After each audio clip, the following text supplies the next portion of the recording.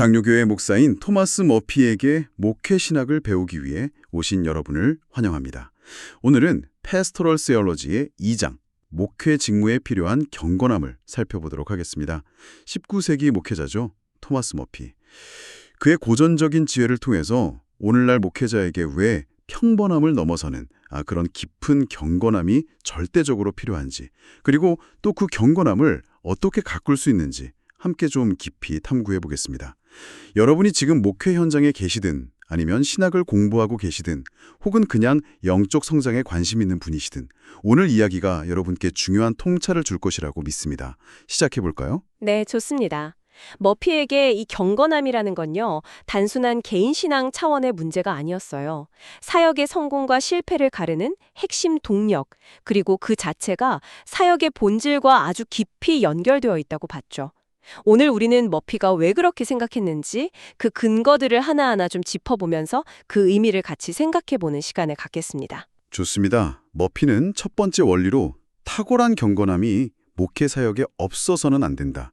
그 무엇과도 바꿀 수 없는 필수 자질이다. 이렇게 단언하는데요. 재능이나 학식, 환경, 심지어 설교 능력보다도 이게 먼저라고 강조를 합니다. 단순히 진실하다. 이 수준을 넘어서는 거예요. 일반 성도들보다 더 높은 수준의 경건함. 이걸 의미한다고 하죠. 이게 구체적으로 어떤 모습일까요? 네, 그 탁월한 경건함, 이게 이제 머피의 표현을 빌리자면요. 성령의 더 깊은 임재와 능력을 경험하는 것, 그리고 자신의 모든 재능과 능력을 온전히 하나님께 드리는 것. 완전한 헌신이군요. 네, 예수 그리스도의 형상을 더욱 온전히 닮아가는 것, 그리고 성령의 인도하심에 더욱 민감하고 익숙해지는 것, 이런 것들을 의미합니다. 그러니까 단순히 신앙생활의 기본을 지키는 수준이 아니라는 거죠. 영적인 깊이와 성숙에서 일반적인 기준을 뛰어넘어야 한다. 이겁니다. 그렇죠. 마치 건물을 지을 때 기초공사가 부실하면 아무리 외관이 화려해도 소용없잖아요. 그거랑 비슷하게 이 깊은 영성이 없으면 목회자의 다른 모든 자질이나 노력들이 결국에는 항구적이고 만족스러운 열매를 맺기 어렵다는 말이네요. 특히 젊은 목회자들이 사역 초기에 이 점을 정말 뼛속 깊이 새겨야 한다. 이런 마음이 느껴집니다. 그렇습니다. 머피는 아주 단호하게 말합니다. 높은 수준의 경건함을 갖춘 사람은 설령 다른 부분에서 조금 부족하더라도 좋은 목회자가 될 가능성이 높다. 하지만 이것 없이는 어떤 재능이나 기술도 거룩한 직무에서의 진정한 성공을 보장할 수 없다. 이렇게요. 그래서 젊은 목회자가 가장 먼저 그리고 가장 깊이 고민해야 할 질문은 이거라는 거죠. 어떻게 하면 내 마음과 삶에서 이 높은 수준의 거룩함에 이를 수 있을까? 다른 모든 준비의 뿌리가 되어야 한다. 이렇게 강조합니다. 그렇다면 질문이 자연스럽게 이어지네요. 왜 목회자에게는 유독 이렇게까지 높은 수준의 경건함이 요구되는 걸까요? 평신도와는 다른 어떤 특별한 이유가 있다는 거겠죠. 물론입니다. 머피는 여러 강력한 이유를 제시하는데요. 첫째로 성경이 목회자에게 부여하는 이름들 자체가 그 요구 수준을 보여준다고 말합니다. 예를 들어 목자, 패스터라는 이름이죠. 예수님 스스로도 선한 목자라고 하셨잖아요. 양떼를 안전하고 풍성한 곳으로 인도하려면 목자 자신이 먼저 그 길을 잘 알아야죠. 험한 길에서 양들을 지킬 힘과 지혜, 그리고 경계심 이런 걸 갖춰야 하고요. 그러니까 영적으로 앞서가지 않으면 인도할 수 없다는 뜻입니다. 단순히 양들을 돌보는 역할을 넘어서는 거네요. 목자 자신이 먼저 영적으로 깊은 곳에 가 있어야 한다는 의미군요. 대사 앰버서더라는 이름은 또 어떤 의미를 가지고 있을까요? 대사는 하늘의 왕, 그러니까 하나님을 대신해서 파견된 사람이라는 의미죠. 그것도 반역 상태에 있는 이 세상에 평화의 메시지를 전하는 아주 중대한 임무를 띈 대사입니다. 당연히 보내신 분의 뜻을 깊이 이해해야 하고 그분의 마음과 충성심으로 가득해야겠죠. 또 하나님의 비밀을 맡은 총지기, 스튜어드라는 이름도 있어요. 주인의 귀한 재산, 그러니까 복음의 신비를 관리하도록 신뢰받은 자라는 뜻입니다. 이게 얼마나 영광스러우면서도 동시에 무거운 책임입니까? 이런 이름들이 요구하는 바를 생각해보면 깊은 경건함 없이는 감당하기 어려운 직분이라는 걸 알 수 있습니다. 듣고 보니 정말 그러네요. 빛, 교사, 증인 같은 다른 이름들도 다 마찬가지겠군요. 단순히 지식을 전달하는 걸 넘어서 삶과 인격 전체로 복음의 능력을 증명해야 하는 그런 무게감이 느껴집니다. 맞습니다. 게다가 목회자는 예수님과 함께 일하는 자로 부름받았다고 하죠. 예수님이 이 땅에서 시작하신 바로 그 사역, 복음 전파와 영혼 구원의 사역을 이어가는 동역자라는 겁니다. 이 사실 자체가 목회 직분에 엄청난 존엄성을 부여하고 동시에 그에 걸맞은 거룩함을 요구하는 거죠. 일의 성격 자체도 높은 경건함을 요구한다는 말씀이시죠? 그들이 하는 일 말입니다. 네, 그들이 맡은 일의 위대함 자체가 그렇습니다. 하나님의 대리인으로서 사람들에게 하나님의 마음과 뜻을 전하고 또 잃어버린 영혼들을 구원으로 인도하고 죽어가는 이들과 영원히 살아계신 하나님 사이에서 중재하는 역할을 합니다. 그들이 선포하는 메시지는 듣는 이들에게 생명이 될 수도 있고 혹은 사망이 될 수도 있는 엄청난 결과를 낳죠. 사도 바울이 고린도 후서 2장 15절 16절에서 고백했듯이 말이죠.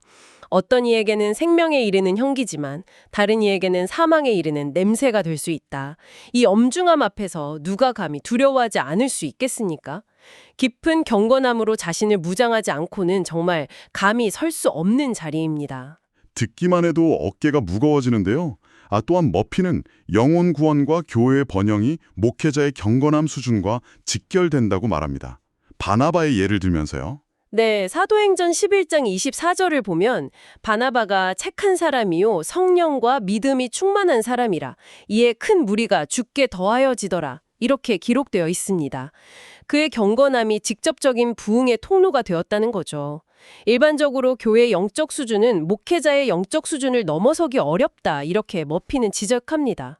차갑고 세속적인 목회자는 차가운 교회를 만들기 쉽고 영적으로 살아있는 목회자는 생명력 넘치는 교회를 만들 가능성이 높다는 겁니다. 교회의 영적 상태가 그리스도께 얼마나 중요한지를 생각하면 목회자의 책임이 정말 막중하다는 걸 알 수 있죠. 결국 목회자의 경건함이 교인들 전체에 이렇게 파급 효과를 미친다는 거군요. 나아가서 경건함이 목회자의 진정한 힘의 원천이라고도 하는데요. 이건 어떤 의미일까요? 단순히 도덕적인 영향력을 말하는 걸까요? 그것 이상입니다. 물론 흠 없는 인격은 목회 사역의 효율성을 높이는데 결정적인 역할을 하죠. 다른 직업과 달리 목회자는 도덕적, 영적 건이 없이는 성공할 수 없으니까요. 진실한 경건함은 반대 세력의 비난을 무력화시키고 사람들의 깊은 신뢰를 얻게 하고 또 그가 전하는 말에 무게를 더해줍니다. 하지만 더 나아가서 맥체인의 유명한 뜨거운 쇠 비유처럼요. 성령으로 뜨거워진 목회자는 학식이 조금 부족하더라도 사람들의 마음을 꿰뚫는 영적인 힘을 발휘하게 된다는 겁니다. 이것이 바로 진정한 힘이죠. 흥미롭네요. 그런데 놀랍게도 이토록 중요하고 때로는 좀 부담스럽게 느껴질 수도 있는 경건함이 역설적으로 목회 사역을 쉽고 즐겁게 만든다고요? 어떻게 그럴 수가 있죠? 네, 이게 참 역설적이면서도 깊은 진리입니다. 마음속에 그리스도를 향한 뜨거운 사랑, 그리고 영혼에 대한 깊은 애정이 없다면 목회 사역은 그저 힘들고 위선적인 연기가 될 수밖에 없어요. 영적인 관심이 없는데 있는 척 해야 하고 억지로 감정을 쥐어 짜내야 하니까요. 얼마나 힘들겠어요. 하지만 그리스도의 사랑이 마음을 온전히 사로잡을 때 모든 사역은 사랑에서 우러나오는 자발적인 헌신, 그러니까 사랑의 수고가 됩니다. 영혼 구원이 너무나 귀하고 그리스도의 영광이 너무나 소중하기 때문에 그를 위한 모든 수고가 기쁨이 되는 거죠. 어려운 의무조차 즐거움으로 변합니다. 아니 어쩌면 더 이상 어려운 의무라는 게 존재하지 않게 될지도 몰라요. 최고의 사랑은 의무와 즐거움을 하나로 만드니까요. 와, 정말 깊은 통찰입니다. 마지막으로 목회자는 자신이 전하는 복음에 살아있는 본보기가 되어야 한다는 점도 강조되죠. 목회자의 삶이라는 읽히는 책을 통해서 기독교의 진실성을 판단하는 경향이 있거든요. 리처드 후커나 조지 허버트 같은 분들이 말했듯이 경건한 목회자의 삶은 그 자체로 보이는 수사학이고 가장 강력한 설교입니다. 그의 삶이 복음의 능력을 살아 숨쉬게 하는 증거가 되는 거죠. 자, 이렇게 목회자에게 탁월한 경건함이 왜 절대적으로 필요한지 여러 각도에서 살펴보았습니다. 그렇다면 이제 가장 중요한 질문으로 넘어가야겠죠? 이토록 중요한 경건함을 그럼 어떻게 기를 수 있을까요? 머피가 제시하는 구체적인 방법들을 좀 살펴봅시다. 네, 첫 번째이자 가장 근본적인 방법은 끊임없는 기도입니다. 모든 경건함은 궁극적으로 성령의 역사인데요. 성령님은 우리의 간절한 기도에 응답해서 주어지기 때문입니다. 특히 누가복음 11장 9절부터 13절을 보면 구하는 자에게 성령을 주시겠다는 예수님의 약속이 나오죠. 이게 이 점을 강력하게 보증합니다. 수많은 경건한 신앙의 선배들이 다 이 기도의 능력을 증언했죠. 기도의 분량과 깊이가 영적 능력의 크기와 비례한다. 이렇게 말해도 과언이 아닐 겁니다. 기도가 중요하다는 것은 알지만 사실 바쁜 목회 현장에서 기도를 꾸준히 실천하기란 쉽지 않을 텐데요. 머피는 좀 더 구체적인 제안을 하나요? 네, 아주 구체적으로 아침 경건의 시간 모닝워치를 강력하게 권장합니다. 하루의 첫 시간을 다른 어떤 방해도 받지 않고 오롯이 하나님과 교제하는 데 사용하라는 것이죠. 보통 이때가 마음이 가장 맑고 세상의 염려로부터 비교적 자유로운 시간이기 때문이라고 해요. 하벨록 장군이나 시편 5편 3절에서 아침에 내가 주께 기도하고 바라리이다 라고 노래한 다윗 왕처럼요. 이 시간을 거룩하게 지킬 때 하루 전체의 영적인 분위기가 달라진다는 겁니다. 맡겨진 사역을 기쁨으로 감당하고 시험을 이겨낼 힘을 얻게 된다. 이렇게 말합니다. 하루의 첫 단추를 하나님과의 교제로 꿰는 것이군요. 처음에는 의지가 필요하겠지만 이게 습관이 되면 정말 큰 영적인 활력소가 되겠네요. 다음 방법은 무엇인가요? 다음은 경건한 성경 읽기입니다. 여기서 핵심은요, 단순히 설교 준비나 지식 습득을 위해 성경을 읽는 게 아니에요. 자신의 영혼을 살찌우기 위해서 읽고 묵상하고 적용하는 것입니다. 요한복음 17장 17절에서 예수님이 그들을 진리로 거룩하게 하옵소서, 아버지의 말씀은 진리니이다 라고 기도하셨죠. 말씀은 성령께서 우리 안에 거룩함을 이루시는 가장 중요한 도구입니다. 말씀을 깊이 묵상하면서 자신의 삶에 비추어 볼 때 영혼이 자라나는 거죠. 맥체인 목사님처럼 다른 사람에게 먹이기 전에 먼저 자신이 그 말씀을 먹고 소화하는 것, 이게 중요합니다. 아, 자신의 영혼을 위한 양식으로 말씀을 대하는 태도. 그게 중요하군요. 마지막으로 제시된 방법은 조금 독특하게 들리는데요. 자기 자신에게 설교하기입니다. 이건 어떤 의미인가요? 이건 설교자가 강단에서 선포하는 메시지를 자기 자신에게도 동일하게 적용하라는 뜻입니다.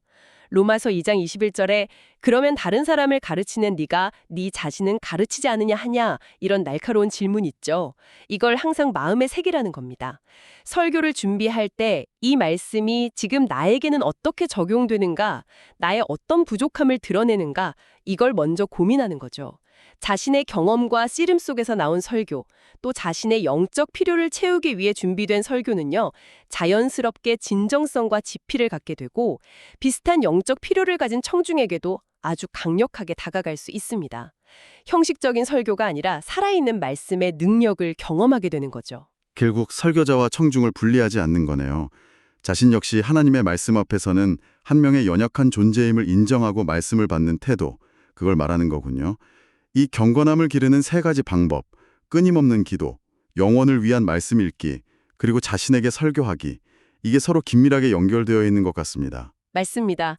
기도를 통해서 성령의 도우심을 구하고 말씀을 통해 하나님의 뜻을 깨닫고 영혼의 양식을 얻고 그것을 자신의 삶에 적용하면서 살아내는 것. 이 순환이 계속될 때 경건함은 깊어질 수 있는 거죠. 하지만 이 길에도 분명 방해물이 있겠죠. 머피는 목회자의 경건함을 가로막는 특별한 장애물들에 대해서도 경고를 합니다. 어떤 점들을 주의해야 할까요? 네, 몇 가지 짚어볼 수 있습니다. 첫째는 거룩한 일을 단순히 직업으로 여기게 되는 매너리즘입니다. 익숙함 속에서 영적인 긴장감을 잃고 형식적으로 사역하게 될 위험이죠. 아, 그럴 수 있겠네요. 둘째는 앞에서 잠시 언급했듯이 성경을 오직 남을 가르치기 위한 자료로만 대하는 습관입니다. 자신의 영혼을 위한 양식이 되지 못하는 거죠. 셋째는 자신의 구원 문제에 대해 안일해지는 태도입니다. 목회자라는 직분 자체가 구원을 보장하는 건 아닌데도 말이죠. 스스로를 점검하는 일을 소홀히 할 수 있습니다. 넷째는 목회 현장에서 겪게 되는 특수한 유혹들. 예를 들면 사람들의 비난이 두려워서 진리를 타협하거나 동료 목회자의 성공을 시기하거나 영적인 교만에 빠지거나 혹은 나태함이나 정욕 같은 죄의 유혹에 넘어가는 경우도 있고요. 마지막으로 자신의 영적인 문제를 솔직하게 털어놓고 상담할 대상이 부족하다는 점도 어려움이 될 수 있습니다. 정말 다양한 내적, 외적 도전들이 있군요. 하지만 반대로 목회직 자체가 경건함에 도움이 되는 독특한 유리한 점들도 있다고 머피는 말합니다. 어떤 것들이 있을까요? 그렇습니다. 어려움만 있는 건 아니죠. 긍정적인 측면도 많습니다. 첫째, 목회자는 누구보다 경건에 이르는 길에 대한 명확한 지식을 배울 기회가 많습니다. 평생 성경과 신학을 연구하니까요. 둘째, 경건하게 살아야 할 강력한 동기들이 늘 주변에 있습니다. 하나님과 영혼에 대한 사랑, 영광에 대한 소망, 책임감 같은 것들이죠. 이런 것들이 끊임없이 그를 거룩함으로 이끕니다. 셋째, 사람들의 기대와 자신의 서약 때문에 어느 정도 죄로부터 자신을 지키려는 건강한 제약을 받기도 합니다. 넷째, 매일 성경 읽고 기도하고 영적인 교제를 나누는 등 거룩한 일에 지속적으로 몰두하는 환경 자체가 영적인 성장을 돕습니다. 다섯째, 성도들의 삶과 죽음, 고통과 기쁨의 현장을 가까이에서 목격하면서 인생과 신앙의 본질에 대해 더 깊이 생각하게 되죠. 마지막으로 자신을 위해 기도해주는 성도들의 중보기도, 이것도 정말 큰 힘이 됩니다. 장애물도 있지만 그것을 이겨내고 성장할 수 있는 디딤돌도 분명히 있다는 말씀이네요. 자, 오늘 토마스 머피의 통찰을 통해서 목회자에게 왜 평범함을 넘어서는 탁월한 경건함이 필수적인지, 그리고 그것을 어떻게 가꾸어 나갈 수 있는지 살펴보았습니다. 이 모든 것은 결국 무엇을 의미할까요? 여러분에게는 어떻게 다가오시나요? 머피는 재능이나 학식, 인기 같은 것은 사람마다 다를 수 있다고 말합니다. 하지만 그리스도께 대한 위대한 헌신, 즉 깊은 경건함은 그것을 위해 진심으로 힘쓰는 사람이라면 누구나 얻을 수 있는 것이라고 강조합니다. 이것은 비단 목회자에게만 해당되는 이야기는 아닐 겁니다. 영적인 성장을 추구하는 우리 모두에게 던지는 질문이죠. 여러분의 삶의 자리에서 여러분의 특별한 부르심이 무엇이든 하나님과의 더 깊은 교제를 위해, 더 온전한 헌신을 위해 여러분은 지금 어떤 영적 훈련에 우선순위를 두고 계십니까? 오늘 토마스 머피의 시대를 초월하는 지혜를 함께 나눌 수 있어 감사했습니다. 오늘 나눈 이야기가 여러분의 영적인 여정의 작은 등불이 되고 더 깊은 헌신으로 나아가는 동기부여가 되었길 바랍니다.